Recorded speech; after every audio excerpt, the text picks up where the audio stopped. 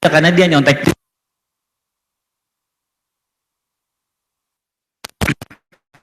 10 triliun, gak masuk akal. Tapi karena punya kekuatan finance, nah saya ya tidak mengajak Anda untuk bermain di sini karena startup problem mas boro-boro. Orang saya juga nggak jelas produknya apa, terus mau tiba-tiba dapat investasi. Problemnya startup tuh kayak gitu, dikasih modal gede, kamu nggak ada modal bingung. Jadi dua-duanya bingung gitu. Ya kalau ada UKM datang, cerita, mas usaha ini nggak ada modal, bingung. Datang lagi nih orang yang sama, mau usaha mas banyak yang mau ngapain orang. Ya, nah saya mau beda sedikit di Gojek aja contohnya, dia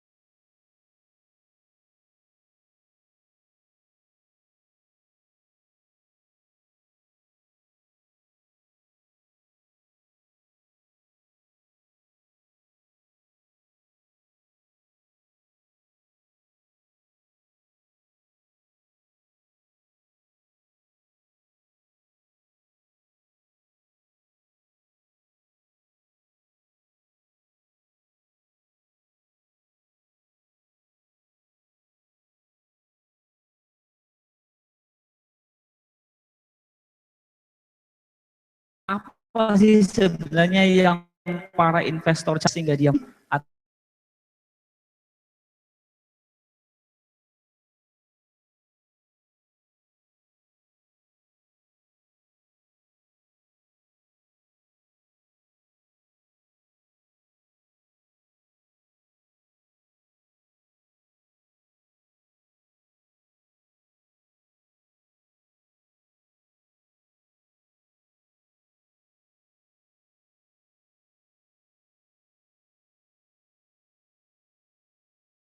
semuanya ini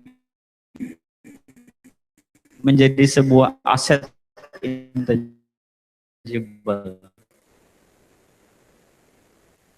Bangun kalau rugi bayar lebih murah, Gojeknya aman, semuanya di cover sama asuransi, sampai kelewatan sedikit satu gang nggak kena cas lagi, mau lewat jalur alternatif bodo amat, urusannya si Gojek bukan urusan kita. Ojek zaman dulu lewat satu gang dikit aja minta nambah ya, kemudian trustnya kita juga nggak tahu, jangan-jangan kita dibawa ke tempat lain ya, apalagi cewek yang naik.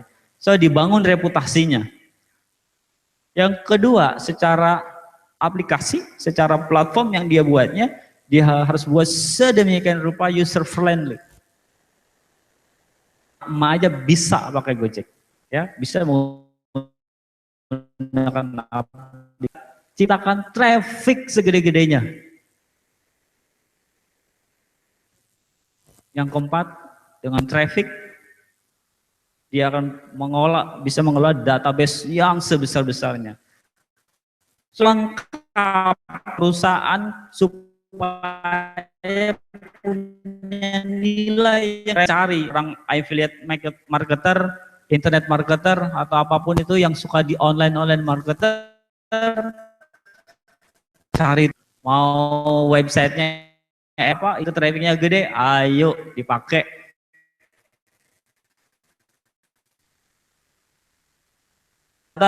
Perilaku Anda dicatat semuanya. Anda dari sini pergi ke Alfamart berapa kali, ke diskotik ini berapa kali, ke sana berapa kali, perilakunya dicatat sebagai big data, dianalisa. Mahal akhirnya. Kalau reputasi bisa dibuat user friendly, database ini sekarang adalah yang dicari kebanyakan orang. Ini satu paket ada pointernya. Jadi yang di bawah ini ada satu paket ya untuk membuat sebuah perusahaan memiliki value, namanya corporate value. Disitulah Gojek itu dinilai sebuah perusahaan yang memiliki valuasi besar. Belum untung, nggak ngasilin apa-apa. Jadi ini jangan ditiru, karena kalau Anda nggak punya kekuatan finance ini akan repot. Jadi Anda bisa niru di bawahnya ini. Kalau perusahaan Anda sekarang bisa create traffic atau bisa handle database, kemungkinan besar valuasi perusahaan Anda tinggi. Besar. Anda punya bisnis semua. Berani nggak tawarin sama orang, saya mau jual bisnis saya. Terus Anda hitung sendiri. Anda hitung sendiri. Terus kira-kira pernah atau enggak, saya tanya lagi, pernah enggak ada orang lain yang menawar bisnis Anda, saya beli bisnis Anda deh. Kalau ada yang berani beli bisnis Anda, berarti dia sudah punya perhitungan atau valuasi sendiri. Mungkin nggak dilihat produknya, misal Anda cuma jualan produknya kayak snack begitu, mungkin yang ditaksir adalah aset-asetnya, punya yang akan ditaksir, valuasinya sebatas itu. Tapi seandainya Anda punya resellernya ada 10.000 database.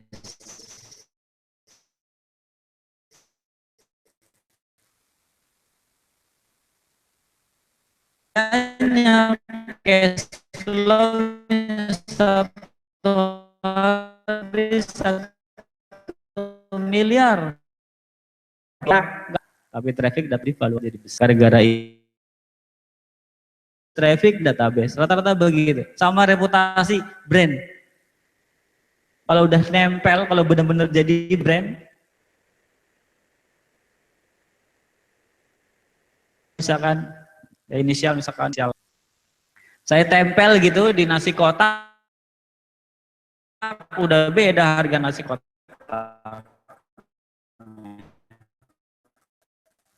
Mineral udah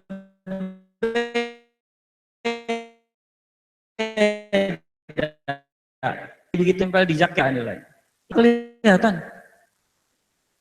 So, jadi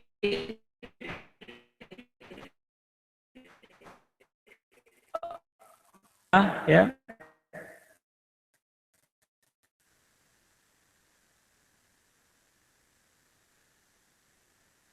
nah, Anda membuat value pada produk Anda, tapi Anda lebih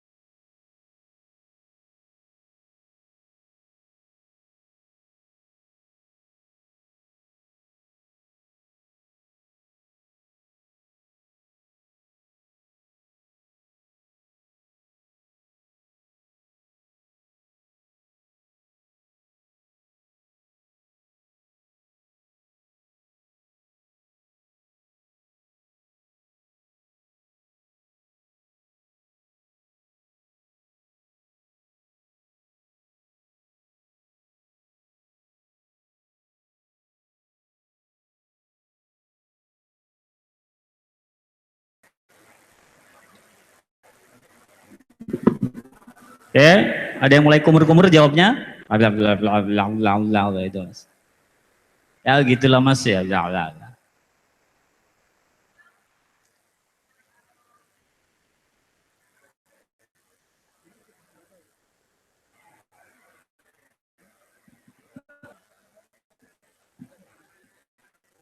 Oke. Ya.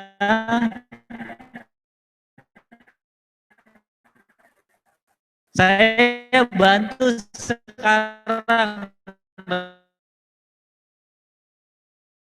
daripada kumur-kumur ya. Saya bantu dengan 3 pertanyaan ya. Bisnis modelnya McD.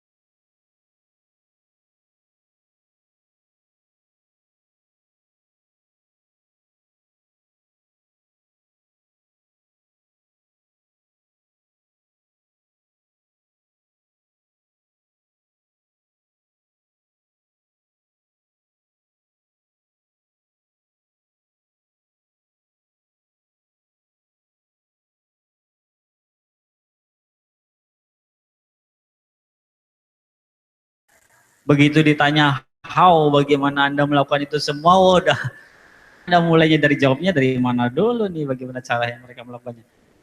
Karena bisnisnya luas bisa jadi. Saya kasih yang sederhana yang ketiga deh, bagaimana ini? Silakan. Kalau tadi repot mas, aduh Tokopedia kebanyakan. Ya, jelasinnya ya udah warteg aja deh. Sok. Silakan Anda jawab.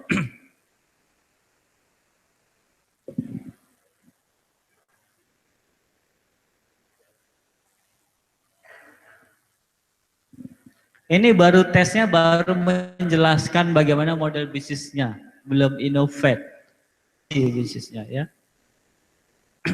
Bagaimana kalau pertanyaannya, Anda sudah latihan tadi ya? 3. Tanyakan sama temannya sendiri ya, pasang-pasangan, seperti apa bisnis model kamu gitu.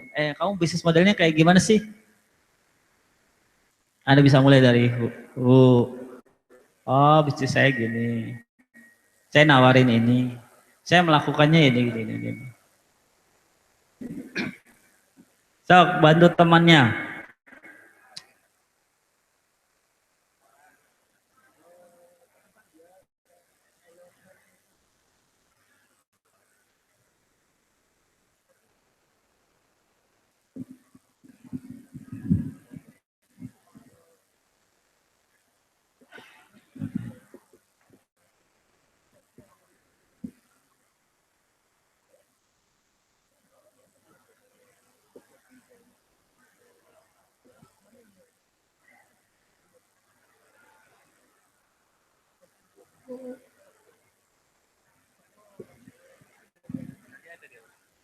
Ya, entar aja.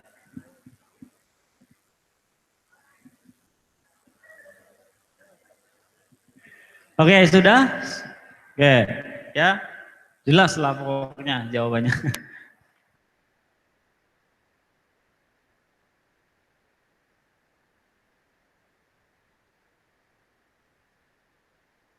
Bingung. Ini dengan bantu partner Anda dengan pertanyaan, ayo Mas, gimana cara inovasi bisnis model yang tadi barusan? Menjelaskannya aja sudah repot ya. Apalagi Anda membantu menginovasinya, inovasinya yang di mana? Tadi nggak jelas bisnisnya apa, gitu loh. Ya, so saya yakin saya rangkum saja. Beberapa Anda menjawab ya lebih banyak kepada hal-hal yang berbau metode. Oh bisnis saya itu kayak gini. Lebih fokus ke how-nya terus, ya enggak? Anda nggak fokus di what-nya, ya. Atau beberapa dari Anda yang berbicara tentang strateginya aja. Ya. Atau beberapa dari Anda juga ada yang berbicara tentang elemennya aja, who, what, itunya doang. Siapa, tapi tidak berbicara tentang bagaimananya. Kenapa? Bingung cara jelasinnya sama teman-temannya. Bayangkan ini kalau dalam satu tim Anda ingin membuat sebuah perubahan dalam bisnis Anda, bahasa Anda satu sama lain sudah nggak nyambung. cara berpikirnya beda, soalnya paradigmanya Anda sebagai seorang businessman yang biasa di depan sebagai seorang sales, bicaranya tentang bagaimana caranya dapat duit aja, bagaimana caranya jadi guide customer sebanyak-banyaknya. Sedangkan partner Anda yang satu di bagian belakang, di bagian produksi, berbicara tentang bagaimana caranya neken biaya aja. Ini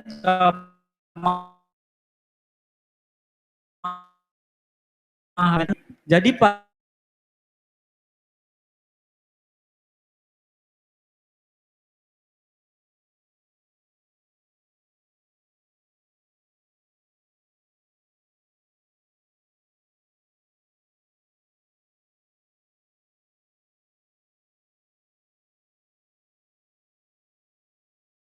sorry,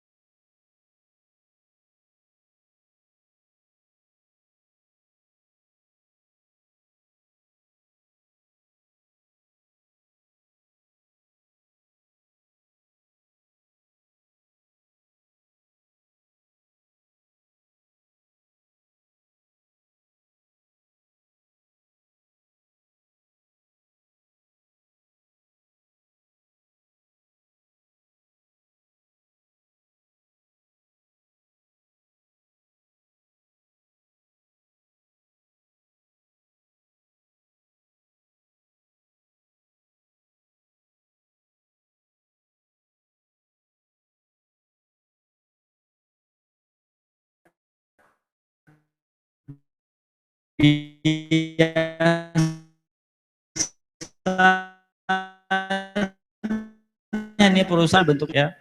Jadi ada Anda misalkan di perusahaan, kemudian ini ada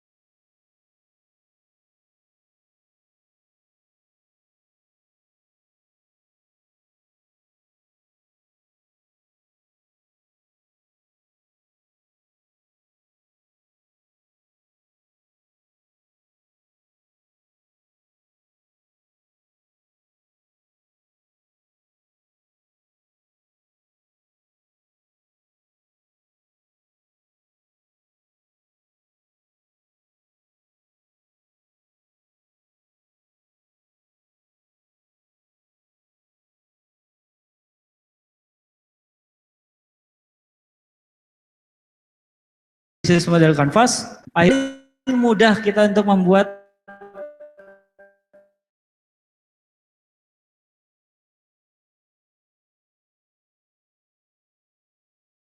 membaca secara, jadi bagi Mas kan bisnis model Anda, tapi mengimprove atau keempat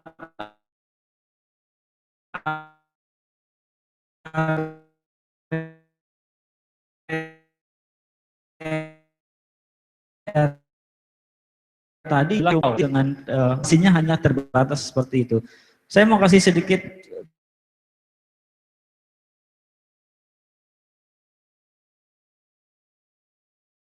video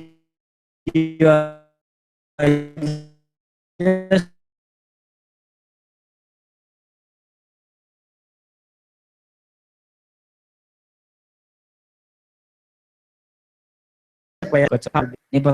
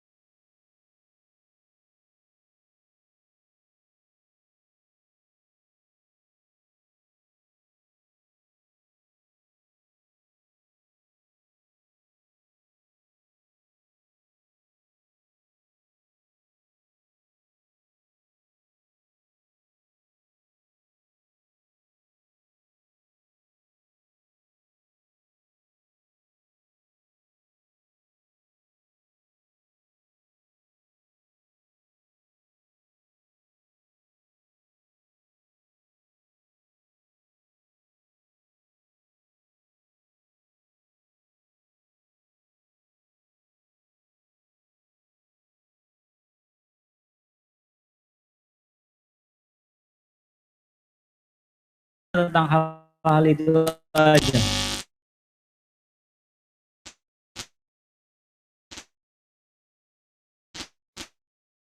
Cuma how-nya yang sini berat. So, dan seperti ini ada value, mau value ini Anda sebut dengan value proposition. Alasannya kenapa? Jadi customer ini suka customer yang Anda pilih. Yang salah adalah begitu Anda memilih, Anda nggak tanggung jawab di sebelahnya. Kemudian si customer ini bisa nerima atau bisa mendapatkan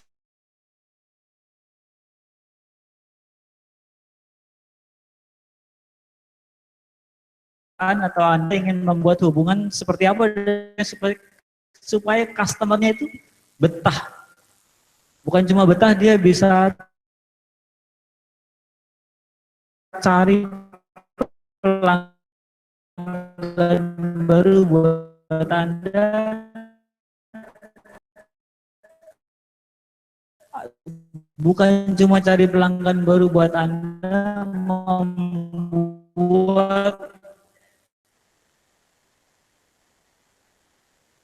besar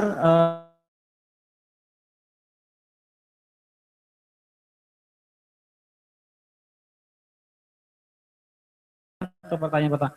Jika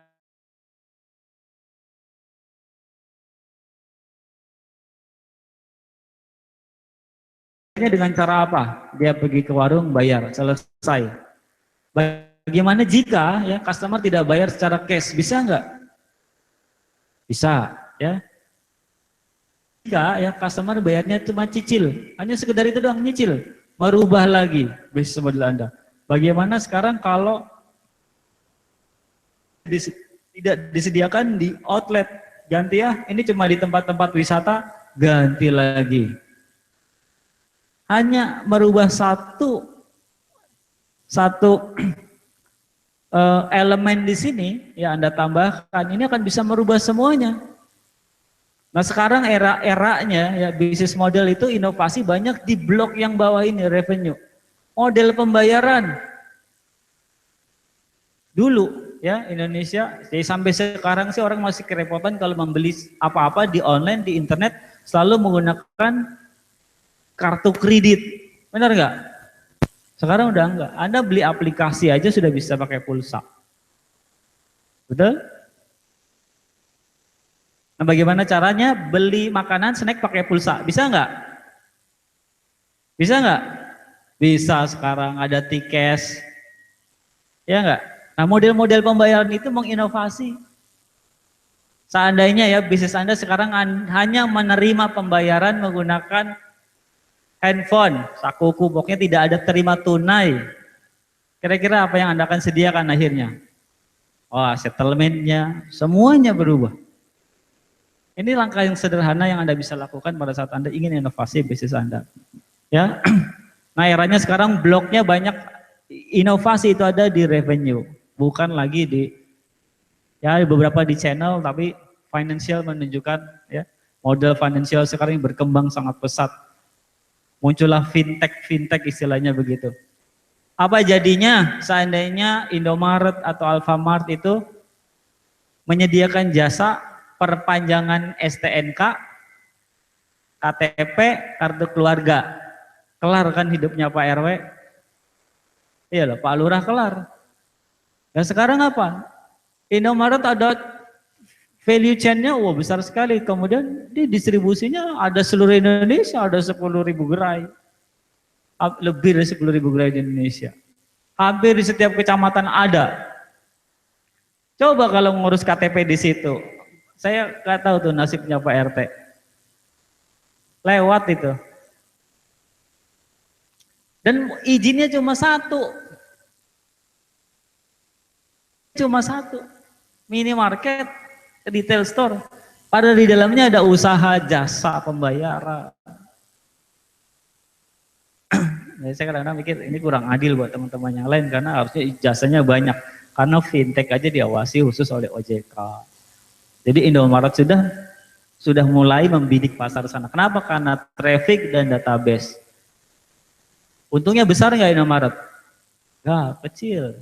Ya, dengan investasi yang sebesar itu Anda termasuk kecil, tapi valuasinya termasuk besar. Kenapa? Karena tadi traffic dan database. Ya, reputasinya dibuat dengan buat toko-toko yang rapi. Revenue, kemudian dari revenue ada key resources, ya, peran penting, ya, key resources, kemudian key activity, saya jelaskan satu persatu, key partner, dan yang terakhir adalah cost. Nah, model visualisasi seperti ini memudahkan kita pada ingin utak-atik bisnis kita. Mau jadi apa sekarang? Tapi problemnya ini hanya guess, hanya tebakan. Nah, praktek sesungguhnya adalah Anda membawa ini Anda tes, ya. Di materi yang kedua saya akan bawakan design thinking how to test. Kalau ini seperti teorinya, di design thinking saya bawa Anda untuk bagaimana cara menerapkannya secara praktis ya di lapangan. Oke, ibaratnya ya ini adalah panggung depannya dalam bisnis Anda. Jadi yang 6 blok ini, S1, 2, 3, 4, 5 blok ini seperti panggung depannya, ya. Yang sebelahnya adalah panggung belakangnya. Jadi customer itu nggak peduli Anda ngapain di belakang. Ya. Yang penting saya datang ke sini nonton Agnes Monica, Anda mau bayar 1 juta, 2 juta nggak masalah. Yang penting panggungnya keren, lightingnya oke, sound systemnya oke, duduknya nyaman, semuanya serba enak.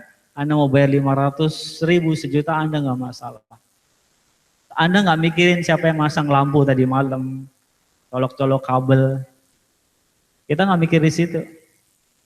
Padahal keberhasilan si Agnes Monica ada di sini, itu ditentukan dari situ. Dari teman-teman yang di belakang, yang di depan, semua yang di belakang. So ini satu rangkaian ya, jadi bukan lagi hanya PR-nya yang ada di panggung depan. Tapi buat startup, buat UKM, misalkan ada ingin konsultasi, kan Anda dipersiapkan sebagai mentor, ya fokus dulu di bagian depan. Kenapa? Itu yang mengenerate cash flow Anda. Nah, kalau bisa di belakang itu pakai outsource, pakai fixed variable cost, jangan fixed cost, Anda pakai variable cost, pakai partner, cari key partner yang bertukar itu tidak dengan uang. Jadi kalau partner yang sudah bertukar dengan uang itu bukan partner, supplier gitu loh. Jadi yang namanya partner, key partner sebenarnya ada yang mau bertukar dengan Anda tapi tidak dalam bentuk uang. Bisa itu sumber daya, bisa itu pengetahuan, bisa itu cuma intelektual atau komunitas atau jaringan. Seperti itu ya. So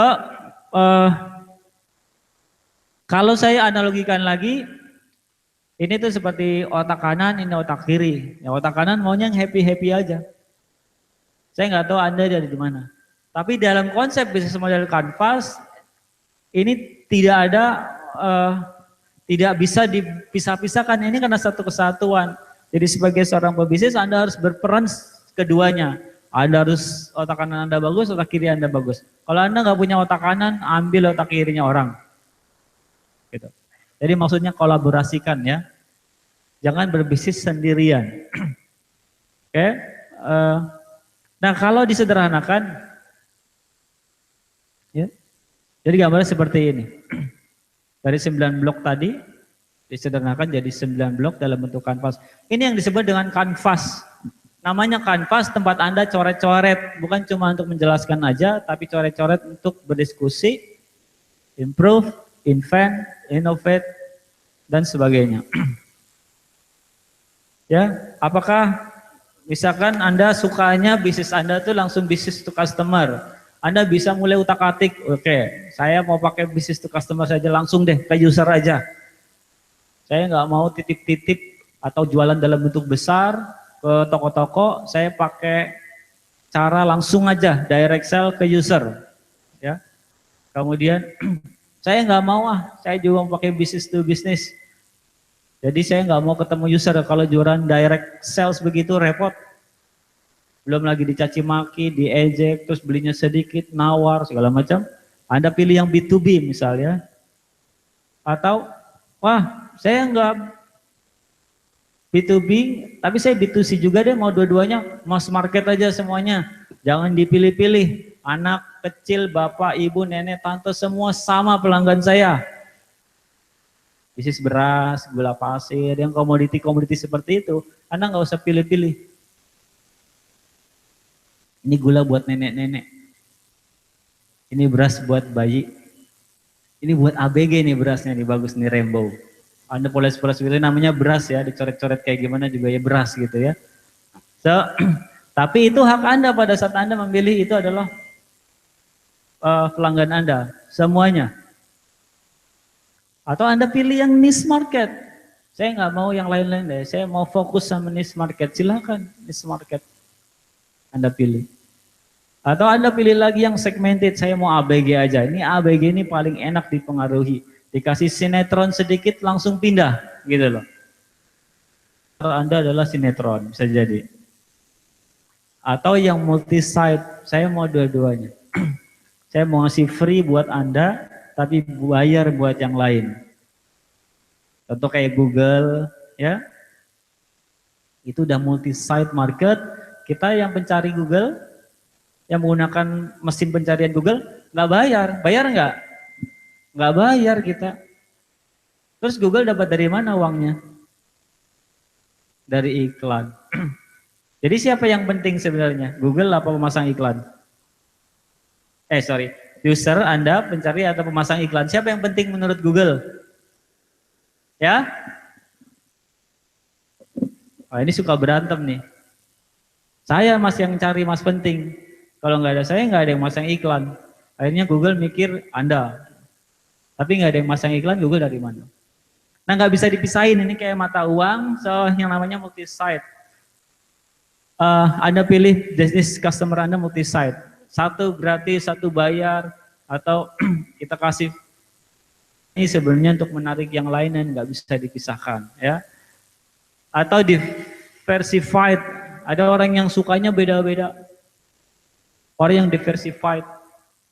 Udahlah saya mau orangnya yang seperti ini aja. Nah, orang-orang seperti ini atau jenis customer seperti ini, B2C, B2B, ini akan memilih value yang paling pas buat Anda. Ingat kuncinya Anda memilih. Jadi kalau Anda sudah milih B2C, pastikan B2C itu maunya apa di bedah kepalanya. Ya.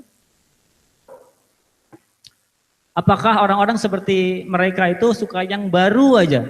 Ada Android model baru, beli. Ada TV model baru, beli. Ada jam model baru, beli. Ada tipe-tipe orang seperti itu. Ya, mungkin Anda beri value newness. Ini masih value di produknya ya, belum di bisnisnya. Contohnya di price, harga. Ada yang value-nya harga, ibu-ibu belanja kalau beda 500 perak itu udah bisa marah-marah.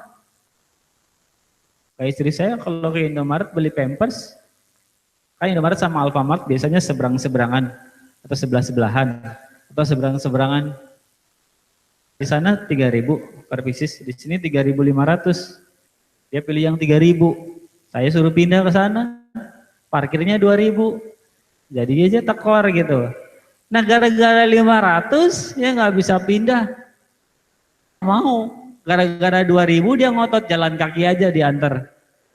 Nah ada tipe-tipe customer yang bertahan atau memutuskan membeli atau ingin karena price. Entah itu harganya yang paling murah atau yang paling terjangkau. Yang ketiga, tailor made contohnya. Ini contoh-contoh aja value yang Anda bisa kasih. Nah, kalau kita udah pasang semuanya, kita bisa utak-atik semua. Yang paling pas skemanya, yang customer mau jelas. Ya harus user oriented tentunya. Jadi kalau Gojek juga memaksakan kehendaknya sendiri, mungkin nggak akan seperti sekarang. Ya. Benar-benar harus menyelesaikan masalahnya. Contoh atau kinerja, ada beberapa orang yang pilihnya kinerja, performance. Anda beli laptop, Anda lihat ini i3, i7 atau i5 atau Core i macam-macam gitu ya. Ada juga yang membeli handphone, Anda lihat ini prosesornya apa? Snapdragon atau Snapchat misalnya kayak gitu. Macam-macam ya. Uniqueness, kemudian kemudahan, accessibility, daripada jauh cari yang dekat. Misal bisnis Anda bisnis komoditi, kemungkinan besar orang-orang akan memilih kemudahan. Kalau harus membeli produk yang bisa dicari di dekat-dekat sekitar Anda aja harus jauh-jauh, mungkin dia akan pilih yang paling dekat. Ya. Garansi bisa jadi ada beberapa orang yang saya mau beli kalau ada garansi. Atau kenyamanan, ya, convenient.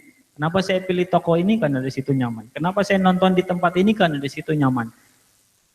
Jadi harga uangnya udah bisa ditukar dengan kenyamanan. Channel contohnya ada sales team, ada web sales, ada toko sendiri, ada toko mitra. Ini bukan berarti ini satu model bisnis, ini saya cuma kasih contoh aja. Kira-kira kalau mau contoh-contohnya seperti ini model-modelnya, Anda bisa utak-atik, bisa freelance, personal assistant untuk yang customer relationship-nya. Bisnis Anda klinik, Anda suka dilayani sama dokter, sama susternya langsung, nggak mau sama robot, personal assistant. Jadi repot kalau Anda, kata dokter Anda disuntik ya, yang nyuntik robot, ngeri ya. Salah-salah kena tulangnya sakit. So dia mau personal assistant aja, ya ada susternya. dedicated personal assistant atau self-service. Bisnis-bisnis perbankan sudah semuanya pakai self-service. Ambil uang self-service, setor uang self-service. Gimana kalau diterapkan dalam bisnis Anda? Bisnis makanan misal, Anda mau makan ambil sendiri tuh. Mau keripik ambil sendiri keripiknya, bumbunya ambil sendiri, bungkus sendiri, bayar sendiri, semua serba sendiri. Bisa aja Anda coba ya dalam bisnis Anda. Atau komunitas, ada beberapa orang yang mau membeli produk kita atau value kita itu justru karena komunitas. Kayak Harley Davidson. Kenapa? Karena pengen gabung sama Jenderal Anu, oh keren, dapat stikernya aja udah keren, bisa ketemu jenderalnya udah keren. Bukan pakai Harley-nya mah nggak bisa. Kegedean, harus dibonceng, dia juga. Atau forum. Nah yang untuk model revenue streamnya, apakah itu bentuknya donasi, sewa, komisi, langganan, subscription, penjualan aset, produk advertising. Nah Anda mau dapat duit dari mana? Saya mau dapat tambahan duit nih dari produk snack saya, gimana caranya ya? Tapi bukan dari penjualan aset. Gimana kalau dipasangin iklan? Pasangin iklan. Pernah lihat enggak? Di Indomaret, kalau beli cangkir kopi, beli kopi, yang instan itu yang pakai mesin, suka ada pelindung pemanasnya di gelas, pernah lihat? Ada yang kertas kayak karton gitu, sekarang mau udah di branding sama produk lain. Ketika cinta bertasbih, XX1, iklan. Dapat duit enggak? Kopi aja ya, kemasannya bisa dapat duit. Nah, betul tidak? Nah, jadi maksud saya gini, ini tuh kayaknya sederhana gitu loh, gampang, tapi Anda harus tes. Harus tes. Bahkan produk yang Anda kira nggak dapat duit aja bisa dapat duit. Parkiran aja bisa dapat duit. Jalan tol masa abrak-abrak jalan dapat duit semua ya, dari jalannya, dari semuanya. Apalagi itu di sudut-sudut situ, semuanya duit. Tiang listrik aja diduitin sekarang sama preman. Iya, lu mau pasang iklan, cuci motor, cuci mobil, laundry, aceng, toko, dewasa semua, dipasangin di situ, Anda dapat duit. Ya, so ini pilihan Anda mau dapat duit ya dengan model yang seperti apa revenue-nya, revenue modelnya seperti apa, ya. Subscription kah, langganan? Tidak deh, kamu langganan aja, ngambil produk saya sebanyak-banyaknya silakan, tapi langganan ya 10.000 bayarnya per bulan. Dan seterusnya, ya.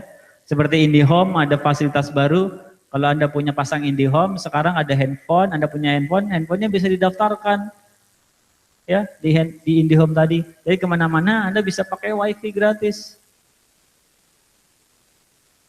Anda WiFi-nya bebas ada di mana-mana, yang ada WiFi ID itu bebas, nggak perlu lagi login, otomatis masuk. Dan Anda dicas cuma 10.000 per gadget, mau berapa giga unlimited.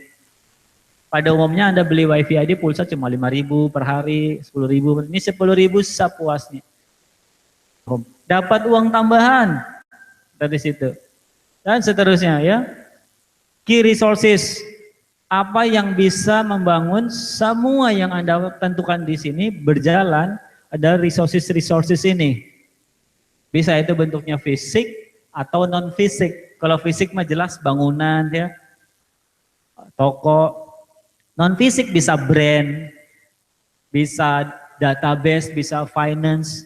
Finance juga bisa dikategorikan finance sendiri ya, atau orang-orang, atau finansial.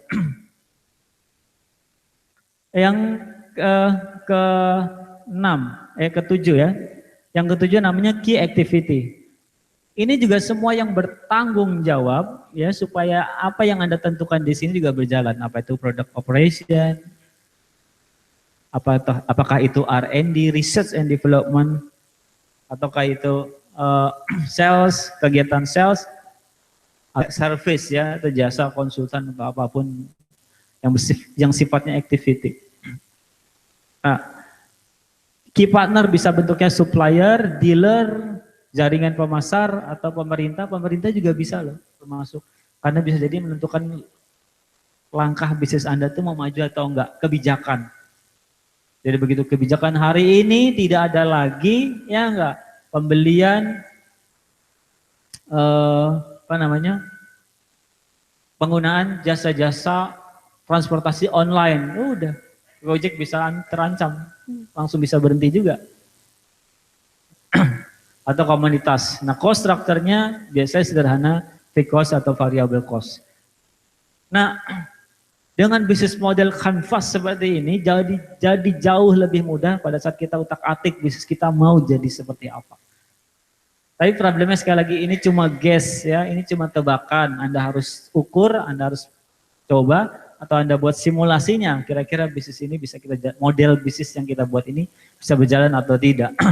Ini saya skip saja ya. Karena ini definisi-definisi aja.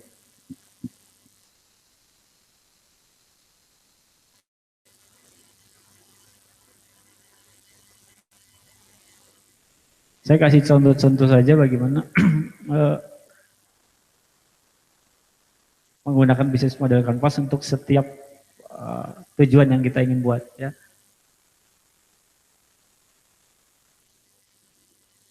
Misalnya kita ambil contoh, kita ingin innovate atau improve bisnis kita. Ini ada contoh ya, namanya Grameen Bank. Jadi Profesor Yunus ini sampai dapat Nobel, kenapa? Bisa membuat perbankan ya, khusus buat orang-orang yang non-bankable. Wah, perbankan buat orang-orang yang non-bankable. Coba bayangin. Ya, kalau di Indonesia, bank-bank konvensional Anda mau pinjam uang kalau nggak punya agunan, ya nggak repot, nggak bisa. Nah di sana nggak perlu. Ini di daerah India atau di Pakistan, ya. Jadi namanya Profesor Yunus membuat model bisnisnya sederhana seperti ini. Customernya siapa? Buat saya ini inovasi karena di sana, di negaranya itu nggak ada bank yang berani melakukan hal ini, ya, memberikan pinjaman atau pendanaan untuk usaha atau untuk kegiatan lainnya, ya, itu tanpa agunan. Hanya karena jumlah masyarakat di sana banyak yang tidak bankable, diberilah. Customernya adalah masyarakat non bankable. Value yang diberikan adalah pinjaman yang kecil dengan syarat yang paling mudah, semudah-mudahnya. Kemudian langsung, jadi pendaftarannya atau mendapatkan manfaat ini tinggal langsung datang tanpa cabang, nggak ada cabangnya. Ya, di semua situ karena masih lokal bentuknya. Kemudian key resources-nya apa? Komunitas loh. Kenapa komunitas? Komunitas itu yang bertanggung jawab justru untuk menjaga supaya si Anu bayarnya bagus, si Anu mengerjakan anunya bagus, misalkan dia pekerja tukang jahit aja, ada komunitas tukang jahit yang dibentuk di situ. Aktiviti utamanya apa? Cuma ngasih training setiap hari, ya, datang dari rumah ke rumah, memastikan supaya usahanya lancar. Kegiatan utama. Siapa melakukan? Komunitas yang nggak perlu dibayar. Volunteer lah, ya. Kemudian Pak Kipatannya komunitas, fixed cost-nya akhirnya rendah karena semuanya volunteer. Dan ini ya ternyata memberikan dampak yang luar biasa dari pertemuannya. Di Indonesia sendiri sudah dikonfirmasi oleh Bank Indonesia bahwa persen lebih ya, jadi pertumbuhan ekonomi kita itu ditopang sama usaha mikro seperti ini. Jadi sekarang di Indonesia juga sudah mulai banyak yang melakukan hal itu. YA sendiri juga melakukan seperti itu, kita namanya YA Capital. Dia memberikan pinjaman-pinjaman tanpa agunan ya pada teman-teman yang usaha. Cuma syaratnya dia harus ikut pelatihan kita, training, mau di coaching, mau di training sampai bisa mandiri. Kemudian dananya dibalik lagi, digulirkan ke tempat yang lain. Ini kegiatan sosial bisnis. Jadi model bisnis yang ini kita terapkan menjadi inovasi karena di sana belum ada, ya, hal yang sederhana. Jadi kekuatannya adalah ini masyarakat non bankable, komunitas, pinjaman kecil. Ini hal. Oke, ini ada satu video mudah-mudahan suaranya ada. Bagaimana sebuah perusahaan retail membuat inovasi, tapi ini 8 tahun yang lalu ya, sekarang sudah tidak aneh. Tapi saya mau kasih tahu bagaimana prosesinya dia jadi bisnis model yang baru. Gak ada suaranya ya.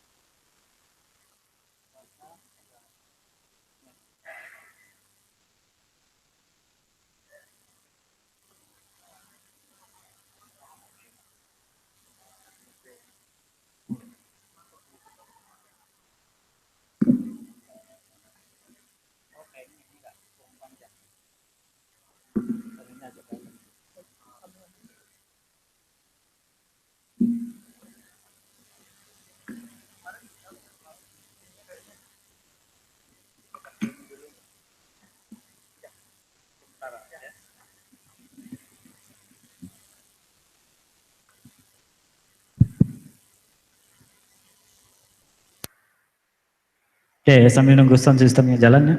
Ini ada video yang mudah-mudahan bisa menginspirasi Anda.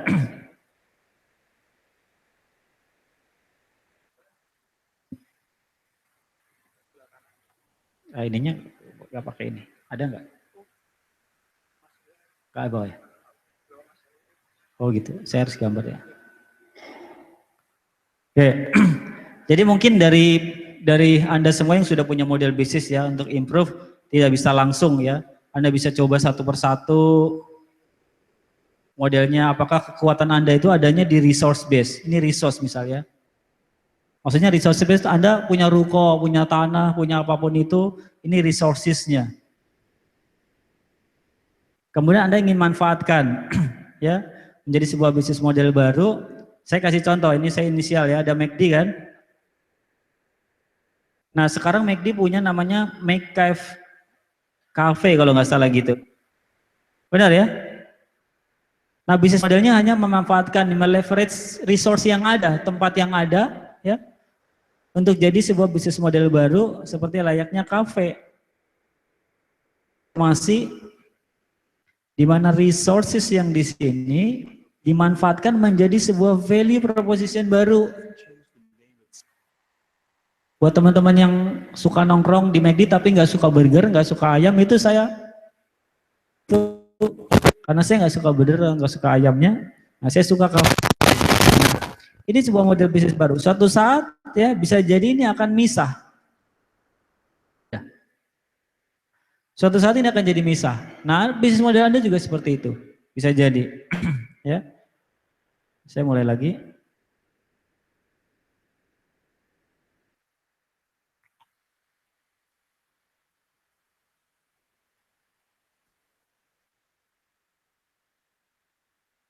South Korea is a unique market. Eh, Tesco has been evolving itself.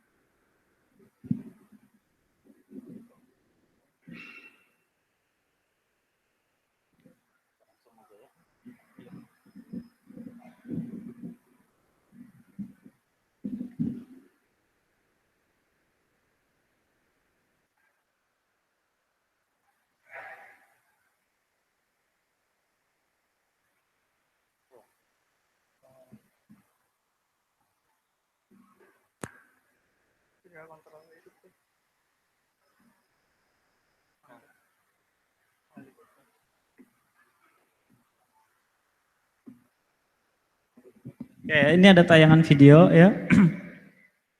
Jadi pada saat Anda mau inovasi bisnis model, Anda harus fokus dulu sama customer. Jadi biasa dipelajari adalah perilakunya, karena itu sumbernya. Jadi saya sampaikan tadi, ada bisnis model yang mulai geraknya itu karena ada resourcesnya. Ya, jadi resourcesnya.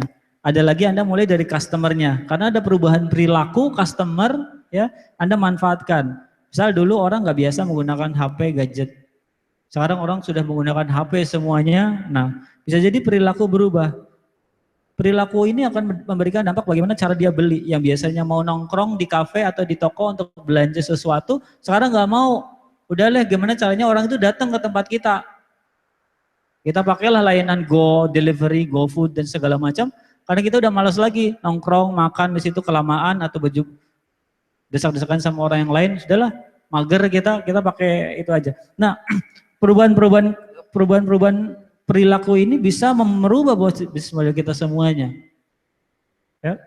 Atau justru kita yang mulai bergerak. Ada satu video, ya. Ini dari Korea contohnya ya. Tesco. Nggak mau.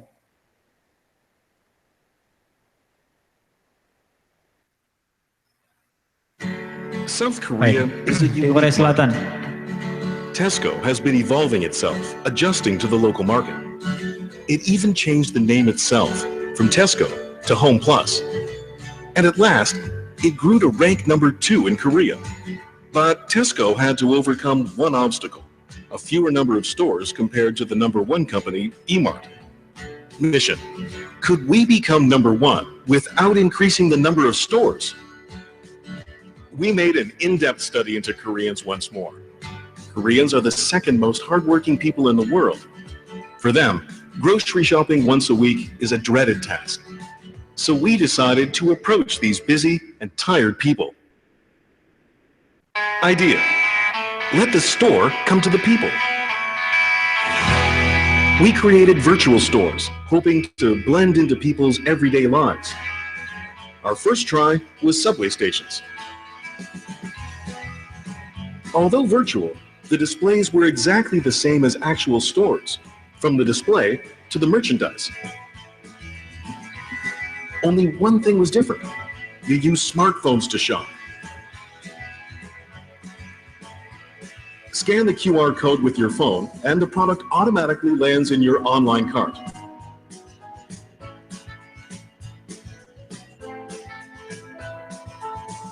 When the online purchase is done, it will be delivered to your door right after you get home. People can relax more after work and on weekends. 실제로 보면서 사니까 진짜 더 좋은 것 같아요. 편하기도 하고. Result: people can shop at Tesco Home Plus wherever they go without having to visit the actual store. Moreover, we could change their waiting time to shopping time. After this campaign, online sales increased tremendously. Through this campaign, 10,287 consumers visited the online Home Plus mall using smartphones. The number of new registered members rose by 76%, and online sales increased 130%. Currently, Home Plus has become number 1 in the online market and is a very close second offline. Nah, begitulah, ya. Jadi kalau lihat videonya di awal, mission, mulai dari misi. Jadi pada saat Anda ingin challenge bisnis Anda, coba tanyakan ya dalam bisnis Anda, bagaimana jika? Yang diubah tadi dengan perubahan behavior orang sudah menggunakan gadget, kemudian shopping, belanja itu kalau di Korea Selatan itu adalah waktu yang justru paling mengerikan, tapi mereka harus lakukan. Kenapa mengerikan? Kalau kita belanja di supermarket besar, kita emang niatnya cari harga murah dan di situ dekat perkotaan. Yang kedua, ngantrinya itu bikin kesel, makan waktu lama sekali. Tesco atau Home Plus ini merubah, ya. Gimana caranya waktu menunggu itu akan berubah jadi Belanja jadi menyenangkan tapi tanpa meninggalkan experience sebenarnya dalam belanja. Apa sih experience sebenarnya? Ya kalau kita belanja itu ya kita harus ngeliat fisik bentuknya. Ya. Jadi dibuat sedemikian rupa ruang-ruang tunggunya itu menyerupai toko aslinya. Karena itu yang nggak bisa dirubah. Behaviornya orang belanja seperti itu. Ya. Experience-nya hanya menggunakan smartphone, terus kemudahan yang lainnya itu barang dagangannya, barang belanjaannya tidak lagi dibawa tapi diantarkan ke rumah. Begitu di rumah sampai, nyampe juga barangnya. Nah ini yang dimanfaatkan banyak beberapa retail store di dunia. Jadi Tesco menjadi contoh, menjadi pionir di Korea. Ya, so sederhana Anda bisa challenge bisnis Anda dengan pertanyaan tadi bagaimana jika dan mulai dari mempelajari siapa customer Anda. Saya kasih contoh, nah ini gambarnya kecil. Ada lagi beberapa model bisnis yang revolusioner yang kita bisa katakan sampai saat ini.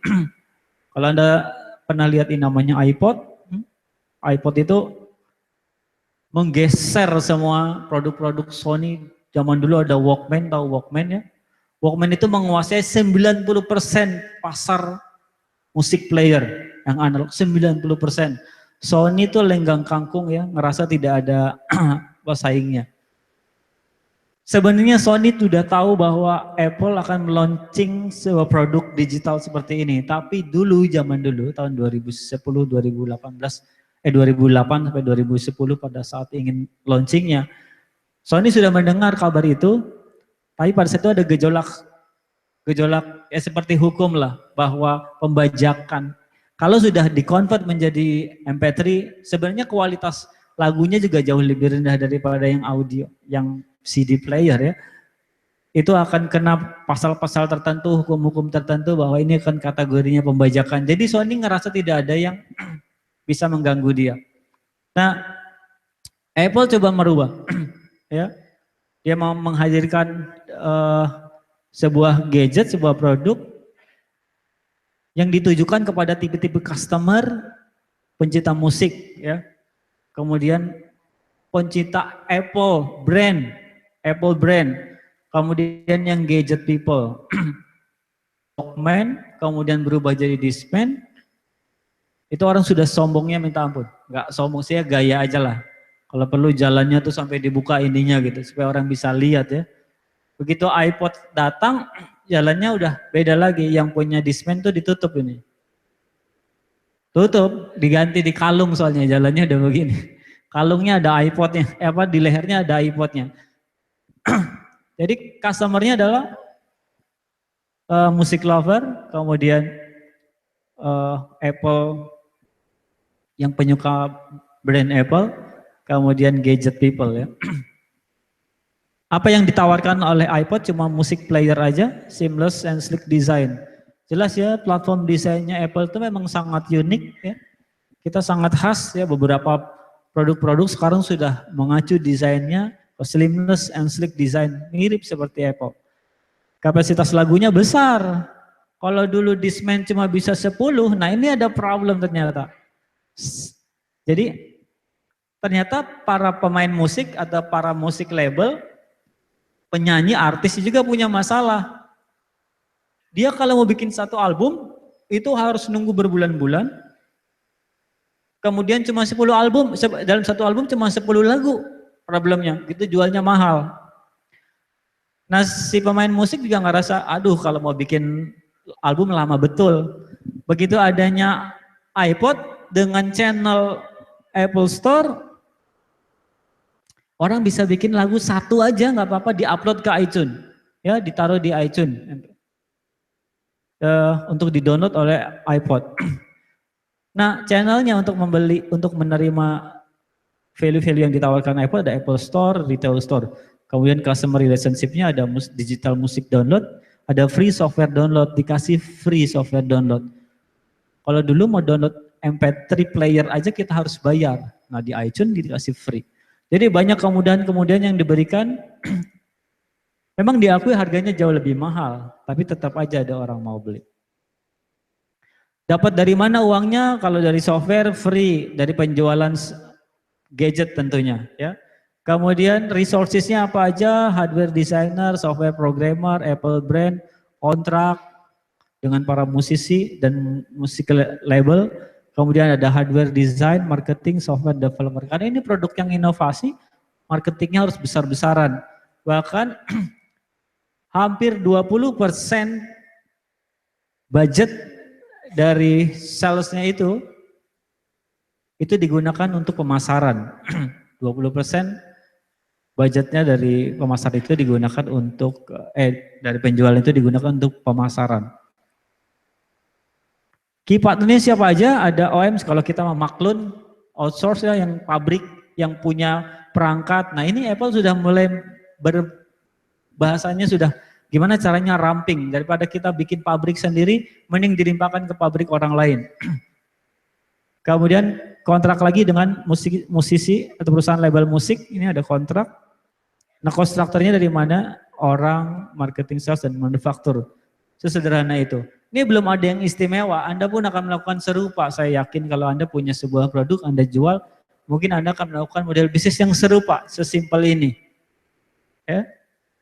Kemudian di era bisnis model, dia mulai coba challenge bagaimana jika ya iPod atau ya iPod ini menjadi sebuah digital musik atau video player terdepan.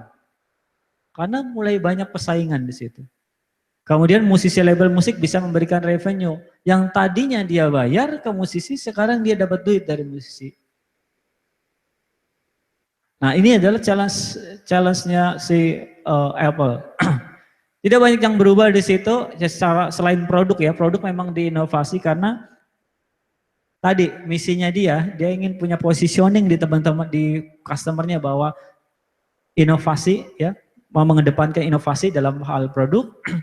Tidak banyak yang diubah di sini, ya, customer relationship-nya hanya dibangun kecintaannya terhadap brand Apple supaya orang itu menganggap Apple itu udah kayak agama gitu. Kalau orang yang punya Android sama punya Apple itu bisa berantem gara-gara gitu doang, ya. Ah jelek loh, dan orang yang sudah punya iPhone itu nggak mau dibilang jelek, sejelek-jeleknya dia tetap bangga dengan iPhone-nya. Nah ini yang coba dibangun sama Apple, kemudian ditambah, nah ini ada perubahan di sini. Ada perubahan kecil ya di bagian channel. Apple launching namanya iTunes Store. Harapannya adalah ini adalah skemanya, supaya dapat royalti download lagu atau album. Terus ada produk advertising. Kenapa di iTunes Store juga dipajang produk-produk Apple lainnya ya sebagai bentuk iklan, atau dipajang album-album artis yang habis bikin musik, kemudian ditaruh di situ albumnya dipajang. Ada yang dipajang memang secara normal di etalasenya, ada yang nggak normal pakai iklan. Nah, dari situ Apple sudah dapat uangnya. Ya. Di sebelah kiri nggak banyak yang berubah, di sini nggak ada banyak yang berubah. Nah, kalau kita ngelihat faktanya ya, dari perubahan bisnis model yang diterapkan Apple untuk produk iPod ini, di tahun, Apple menyadari betul bahwa inovasi akan berakhir kepada komoditi, akhirnya dia punya satu strategi yang hampir orang pada umumnya lakukan pada saat dia berbisnis di inovasi produk, yaitu speed, kecepatan. Nah buktinya di sini. Jadi iPod 1 keluar tahun 2001, yang 5 GB harganya $399, yang 10 GB harganya $499. Beda cuma 5 GB, beda cuma $100. Ini yang versi 1 keluar Oktober 2001. Ya. iPod yang kedua Juli, belum 1 tahun, Anda bisa cek belum 1 tahun, ini saya ambil dari Apple sumbernya, yang 10 GB $399, yang 23 GB dan 20 GB $499. Coba Anda yang sudah ngumpulin uang berbulan-bulan, bahkan bertahun-tahun, versi kedua.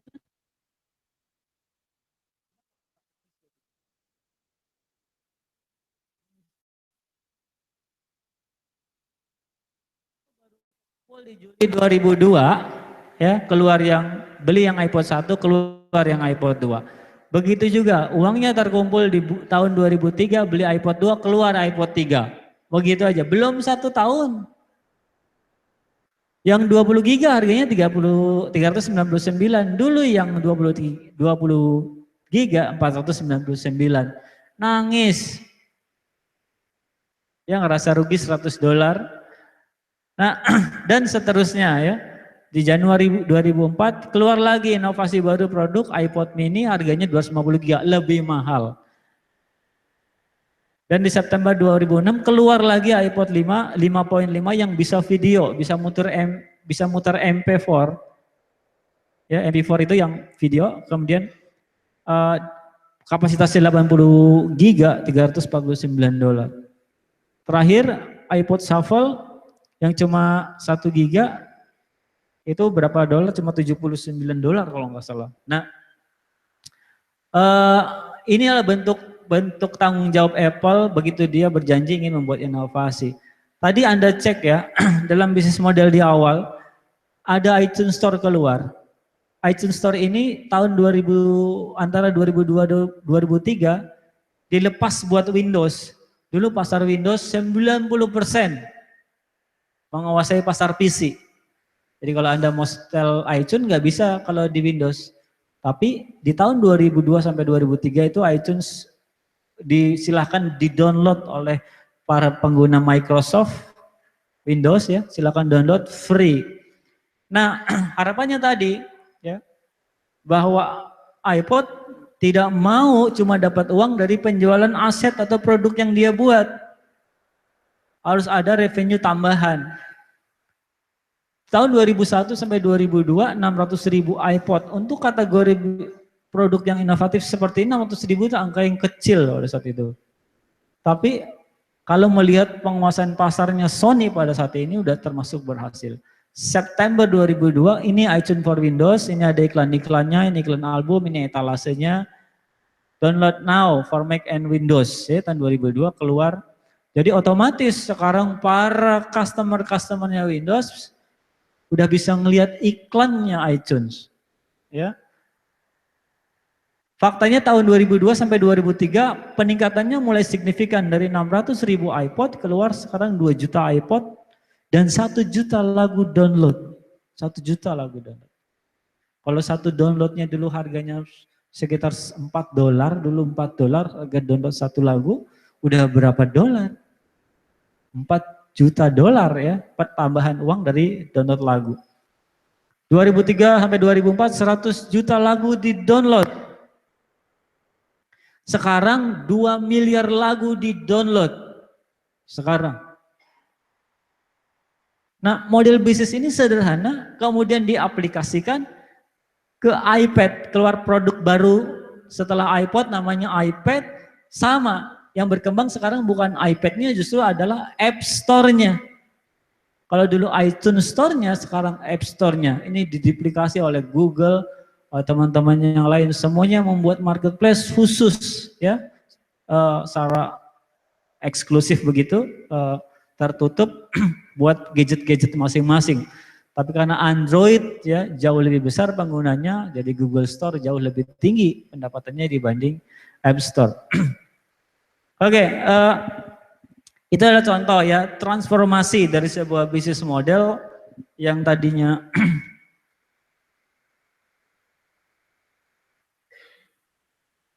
kalau Apple tadi fokus di value di sini, ya iPod sekarang transformasi masuk ke step berikutnya adalah dia ingin fokusnya di channelnya. Karena ini adalah, nah kalau Anda startup, Anda fokus di depan ini aja dulu. Ini sama ya, iPod juga bisa dianggap sebagai startup pada saat itu dia ingin mengutilisasi channel yang ada atau customer-customer yang sudah mulai fanatik dengan itu. Caranya window ya untuk ditarik ke sini. Kemudian jadi bisnis model yang baru. Sekarang yang di tengah ini bukan lagi iPod, tapi iTunes atau App Store. Nah, itu adalah transformasinya. So, kalau yang ini paling gampang buat teman-teman yang wah itu terlalu tinggi Mas. Yang rendah-rendah gimana Mas cara improve-nya? Kalau itu terlalu high end ya. Ini ayam ya, Anda tahu semua kalau ini ayam potong ya.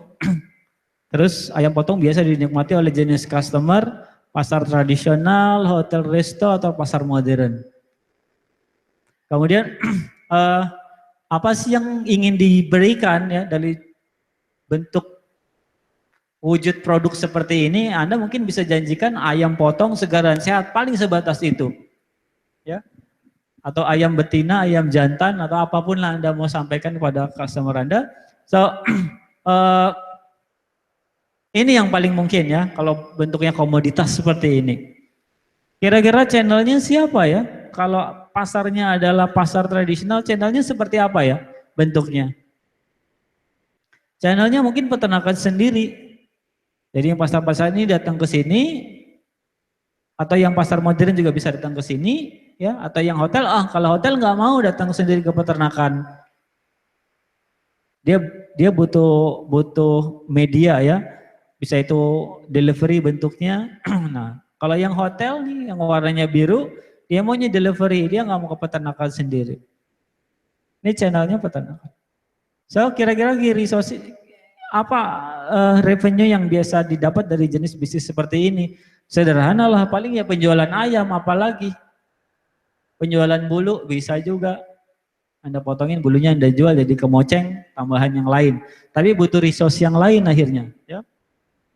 So harapannya kalau bisnis-bisnis komoditas seperti ini adalah revenue stream yang tinggi dari penjualan.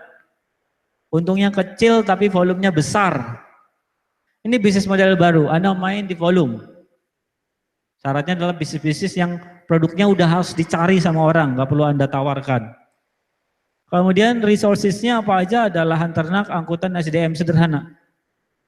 Ya, aktivitinya apa? Ya melihara ayam atau potong ayam, pemeliharaan kesehatan ayam sama pemasaran.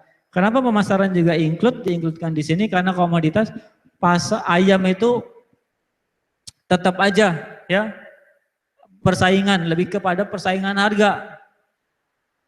Harganya beda 100 bisa pindah tuh tukang. Jadi dia butuh pemasaran. Untuk konteks memasarkan ke hotel atau resto dia butuh pemasaran. So key partnernya kira-kira siapa? Dinas peternakan, supplier pakan. Paling itu aja umumnya ya. Kemudian resource cost structure-nya apa? Variable cost sama fixed cost. Ini model bisnisnya sederhana. Bagaimana kalau saya challenge ya? Bagaimana jika bisnis ini ya keluar dari persaingan pasar? Karena harga ayam, harga telur gitu sudah mulai dikendalikan oleh pasar. Pengusaha seperti ini kira-kira Anda mau bikin apa? Apa yang Anda ubah dalam bisnis model Anda? Ini bisnis model sederhana. Ya. Dan challenge yang kedua, revenue stream tidak terganggu dengan kondisi pasar, misal contoh kayak gitu.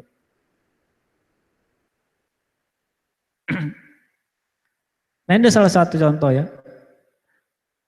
Saya coba tambahkan di sini. Konsumen sekarang langsung. Kalau yang tadi B2B, masih ingat ya, modelnya yang pertama customernya adalah B2B. Kalau yang ini saya langsung B2C, ini B2B semua. Saya mau B2C deh, tapi masa datang ke peternakan? Bisa aja sih, tapi dengan syarat pembelian banyak, itu jadi B2B juga. Ya. Saya mau transformasi bisnis saya mau bikin resto ayam sendiri. Ya channelnya, loh berarti bentuknya udah bukan ayam ini lagi, iya betul. Tapi ini cara transformasinya dari model bisnis yang klasik ini masuk ke modern. Yang baru. Memang sudah direncanakan kita ingin dapat revenue dari customer langsung ya. Nah, saya buat channel resto ayam sendiri misal.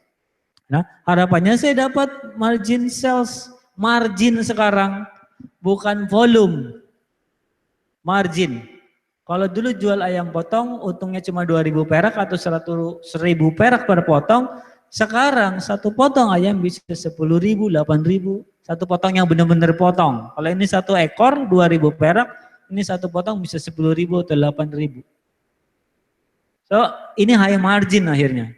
Ya. Kira-kira tanggung jawab apa yang harus kita siapkan atau kita sediakan pada saat kita janji ingin mengambil jenis customer yang baru, ya. Oh, saya butuh partner. Di sini nggak ada yang support ke sini. Lahan ternak nggak mungkin sama resto ayam.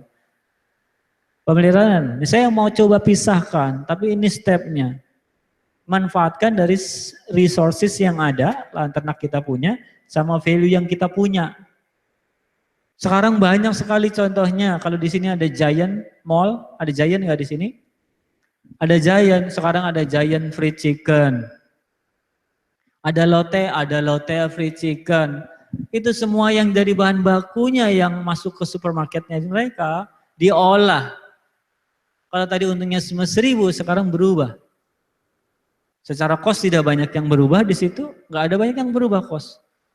Kenapa? Ibaratnya kayak hampir kadaluarsa diproses begitu supaya punya nilai lebih. Ya, ini dipakai model bisnis ini sebenarnya sudah ada dari zaman dulu tahun 83 dibangun oleh si Budi Hamijaya namanya CFC. Dulunya cuma peternakan. Sekarang jadi CFC, sekarang model bisnisnya mulai lagi mengejar, bahkan penjualannya sudah mulai besar ya. Sekarang retailnya sudah mulai banyak ada di mana-mana dan kebutuhannya makin luas. Jadi aman, jadi Pak misi-misi ini jadi selesai nih, keluar dari persaingan market share. Pukul-pukulan sama tukang ayam lainnya. Sekarang pukul-pukulannya sama KFC, sama AW, sama McD, sama semua restoran seperti ayam kayak gitu.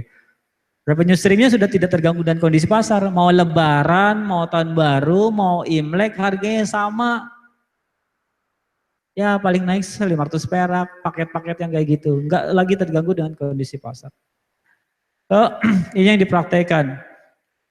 Ini mau contoh ya. Banyak sekali contohnya. Makan gratis. Kalau yang tahu pecel lele lela, saya nggak tahu masih ada nggak sekarang. Masih gak? Masih ada nggak ini? Masih ya. Tapi dulu ini saya coba modeling ya.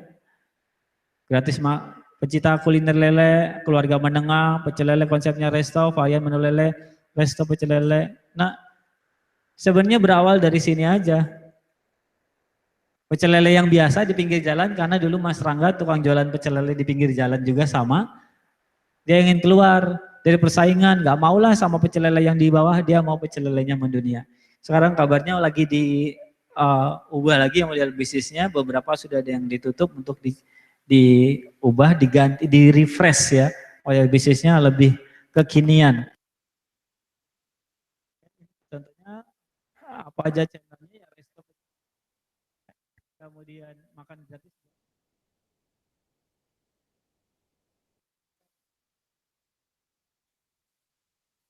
Makan gratis buat si Lela.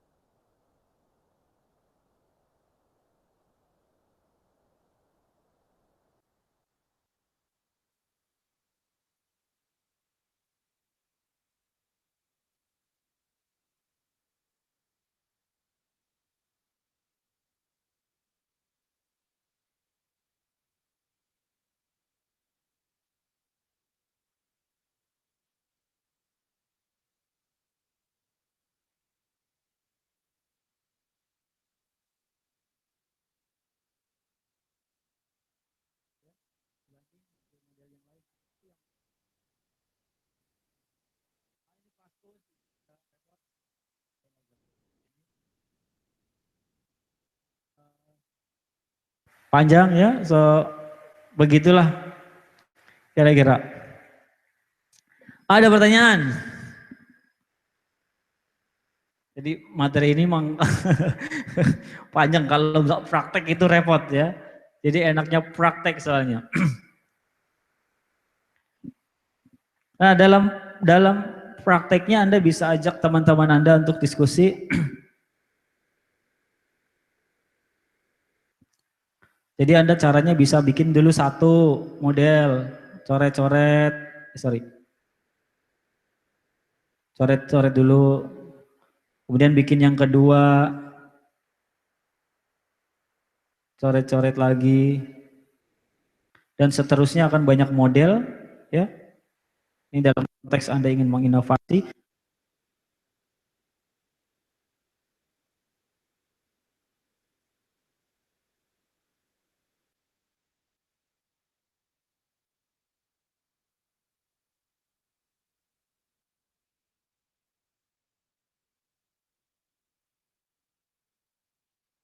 saya mau misalnya.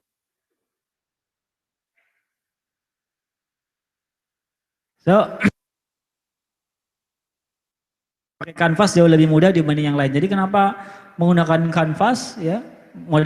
Bisnis model kanvas ini jauh lebih enak pada saat Anda diskusi dan teman-teman yang lain karena lebih visual dibanding bisnis model atau metode-metode bisnis model yang lain. Oke, berapa menit lagi sih? Ada sesi tanya jawab, silakan kalau ada yang mau bertanya tentang bisnisnya. Ini bisa dipakai ya buat Anda kalau ada teman Anda disiapkan untuk jadi seorang mentor. Ini jadi framework gitu, framework atau kerangka berpikir Anda pada saat Anda ingin menyelesaikan sebuah masalah yang berkaitan dengan bisnis model. Jadi teman Anda datang, Anda tanyakan dulu, pastikan siapa, apa, dan bagaimana. Kalau mereka bisa jawab itu, mulai dipetakan dalam kanvas seperti ini. Coba kira-kira Anda bisa plotkan nggak bisnis Anda seperti apa? Ntar Anda yang punya pengalaman dalam bisnis akan melihat nih ada kejanggalan di sini. Ini kayaknya nggak mungkin ini. Bagaimana caranya si customer ini mau?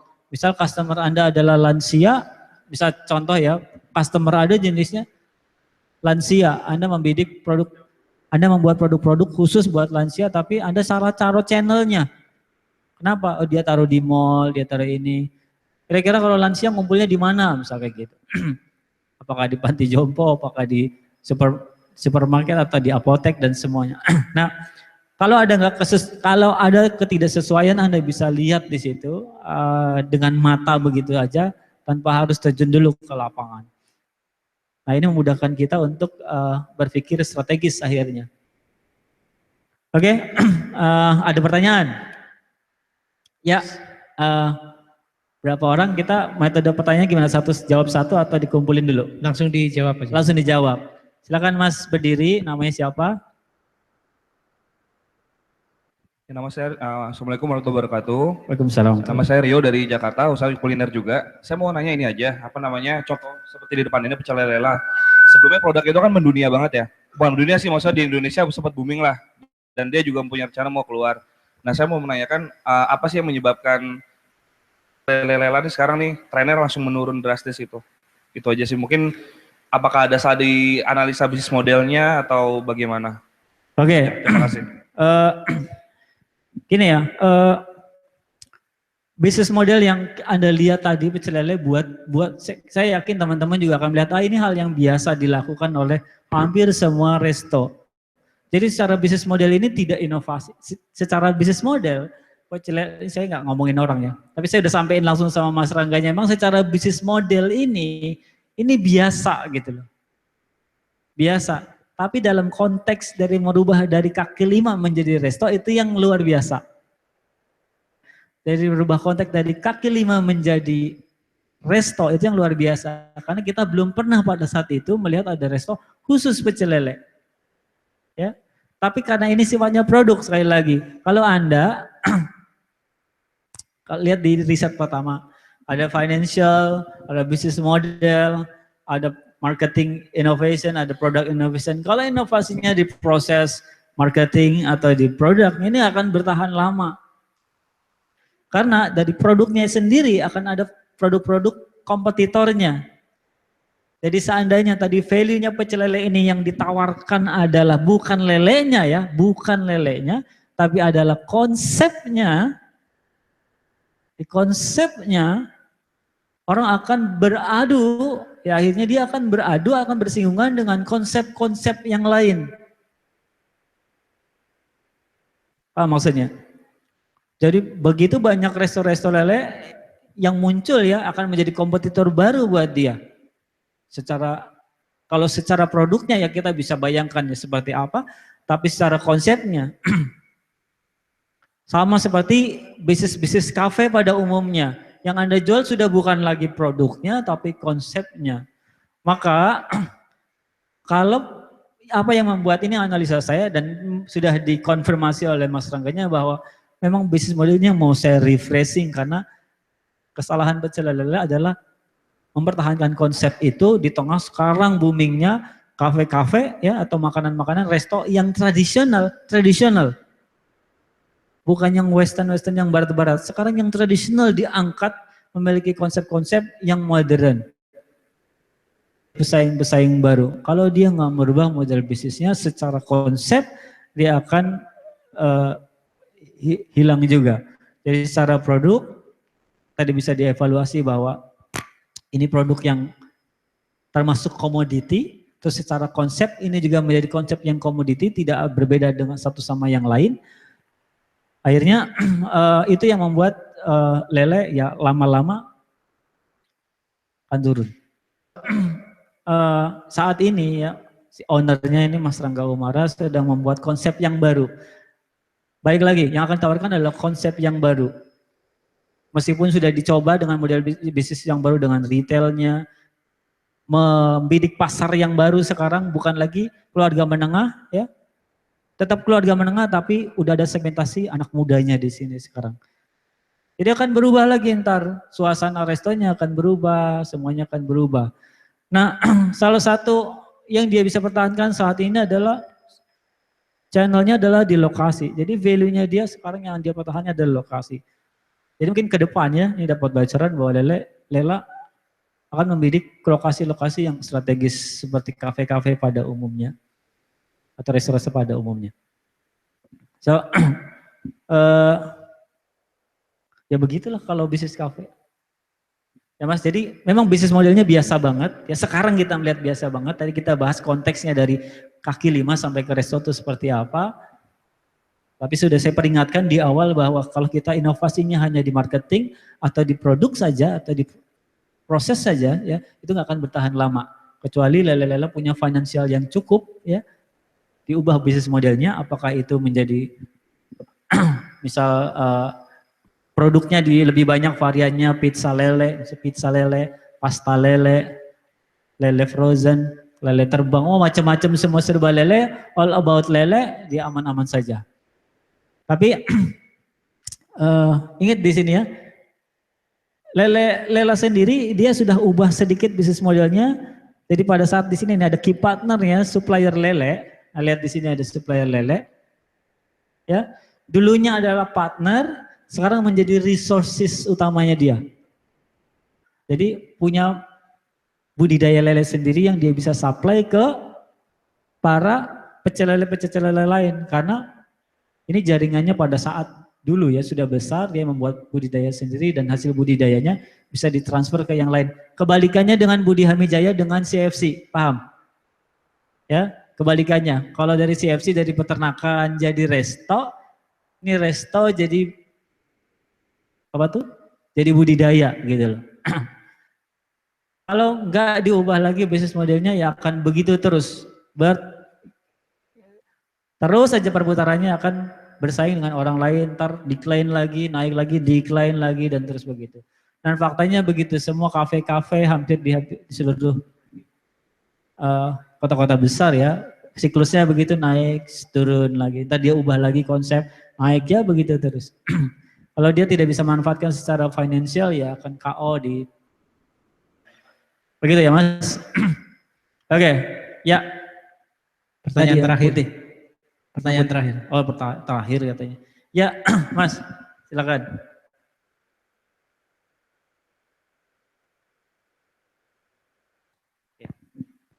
Ya, Mas Koko. Tadi kan sempat menyinggung masalah bisnis Gojek ya. Ya. Nah, kalau untuk di bisnis Gojek sendiri itu dengan kondisi yang tadi disampaikan bahwa sampai saat ini masih disubsidi dan seterusnya, sebenarnya kalau di bisnis plan-nya dia ini yang bisa digambarkan, dia sebenarnya revenue-nya itu dari mana ya? Karena kalau memang revenue-nya itu dihitung memang tidak bisa untuk profit, lalu sebenarnya bisnis ini mau dijalankan, artinya kalau misalnya boleh digambarkan tuh mau kayak gimana sih? Karena kan mungkin kalau kayak kita konservatif kan kurang mengerti. Lalu yang kedua tentang menghitung valuasi bisnisnya itu tadi yang sampai 17 triliun tadi itu sebenarnya kalau boleh digambarkan tuh gambarannya kayak gimana sih? Kok kayaknya besar sekali gitu. Artinya seperti itu sampai tadi kan yang disampaikan saham intangible aset dia atau goodwill dia itu sampai nilainya jauh lebih gede mungkin daripada aset dia sendiri gitu. Secara umum kan orang menilai saham itu dari aset gitu. Kira-kira seperti itu. Makasih. Oke, ini memang masih tanda tanya besar Gojek ini sebenarnya mau dibawa kemana ya. Tapi kalau tadi Anda menyimak paparan saya di awal tentang Gojek bahwa bisnis modelnya Gojek bukan pada pengadaan jasanya itu. Anda bisa lihat di corporate value di bawahnya itu dari mulai membangun reputasi, kemudian yang kedua traffic dan database. Ada di situ gitu loh bisnis modelnya adalah memang mau membuat perusahaan ini punya nilai. Bisnis modelnya membuat perusahaan ini punya valuasi yang lebih melalui cara-cara di bawah itu yang hampir semua lakukan di bisnis startup di Amerika sana ya. Traffic database. Tapi kalau Gojek masih bisa dicerna. Kenapa?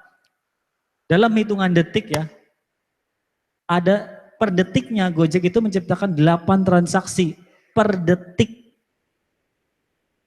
Kalau sekali transaksi ya, sekali transaksi Anda mungkin 50.000 ya, 50.000 Anda bisa hitung sendiri per detik ya. Kalau sampai ada 24 jam aktivitas Gojek, Anda bisa lihat berapa keluar uang masuk. Perusahaan, para investor atau para para founder gitu adalah melihat bisnis yang sehat adalah bisnis yang keluar masuk uangnya cepat. Mau kondisinya turun nggak masalah. Keluar masuknya cepat. Kalau hitungan bodoh-bodohnya saya suka ajarkan sama teman-teman yang saya sampaikan sama teman-teman yang bank ya perbankan itu nggak peduli omset kita berapa. Karena kesehatan sebuah bisnis itu bukan dilihat dari omset yang 100 juta ke atas itu belum bisa bangga karena itu cuma omset. Tapi kalau traffic, cash flow yang setiap hari, ya enggak, itu yang akan dilihat. Kalau Bang lihatnya mutasi gitu ya, perpindahan uang Bang, dan itu lambang dari bisnis Anda sehat. So, konservatif kita mungkin akan nganggapin dari mana uangnya. Tapi ini masih big question bahwa Gojek itu punya skema yang lain, mau diapakan traffic dan database ini. Seperti kasus bagaimana Lazada dibeli oleh Alibaba, ya, bagaimana Alibaba bisa membuat valuasi sebesar ini. Alibaba punya skema lain bahwa Lazada ini bisa dimanfaatkan untuk ini. Dimanfaatkan untuk lini bisnisnya. Jadi database. Nah, sampai sekarang kita juga, saya sendiri masih, ini database ini kita mau diapakan gitu loh. Apakah untuk buat bisnis yang baru, atau untuk diperuntukkan untuk pemanfaatan teknologi yang lain. Nah kita masih tanda tanya besar. So, bagaimana cara ngitung valuasinya? Gimana hitungannya ya? Paling gampang tadi Mas, kalau per detiknya dia punya transaksi, ada 8 transaksi di rata-rata 50.000, dia cuma subsidi berapa, dia punya exit strateginya adalah menjual saham ini, maka dia akan lakukan itu. Jadi bisa jadi, gimana cara jelasinnya? Hitung-hitungannya, ntar saya kasih hitung-hitungannya bagaimana cara buat valuasinya karena panjang. Tapi intinya begitu tadi yang saya sampaikan bahwa ini penilaian valuasi itu biasanya didasarkan dari 5 hal tadi yang dibahas, 4 hal yang tadi, bahwa perusahaan punya reputasi yang bagus, perusahaan punya traffic yang besar, dan perusahaan bisa mengelola database yang besar. Database ini yang paling mahal, ya, seperti Facebook, Google, WhatsApp itu adalah perusahaan-perusahaan yang sekarang Facebook baru bisa menikmati keuntungannya, apakah itu dari iklan, ya enggak.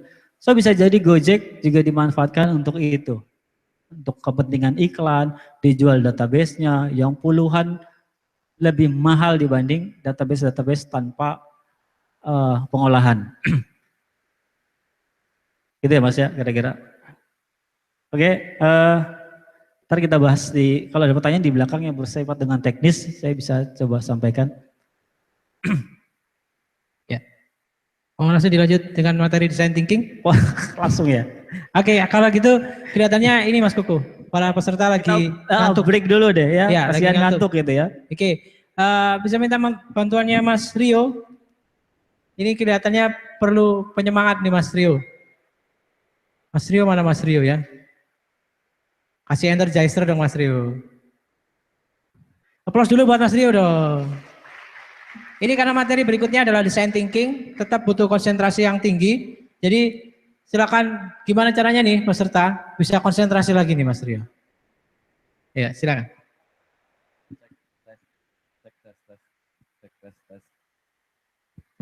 Tes. Baik. Karena dadakan, semua boleh untuk bangkit berdiri, teman-teman semua. Bapak, Ibu, rekan-rekan semua, tolong semua bangkit berdiri. Beberapa menit saja, karena habis ini kita akan lanjut sesi berikutnya. Oke? Oke, saya boleh panggil teman-teman ya. Teman-teman, kalau kemarin kita coba untuk senam namanya coconut. Karena hadir di sini tentunya semua ingin sukses dan saat ini boleh jadi semua sudah sukses. Tetapi ada target yang lebih besar karena itulah kita hadir di sini.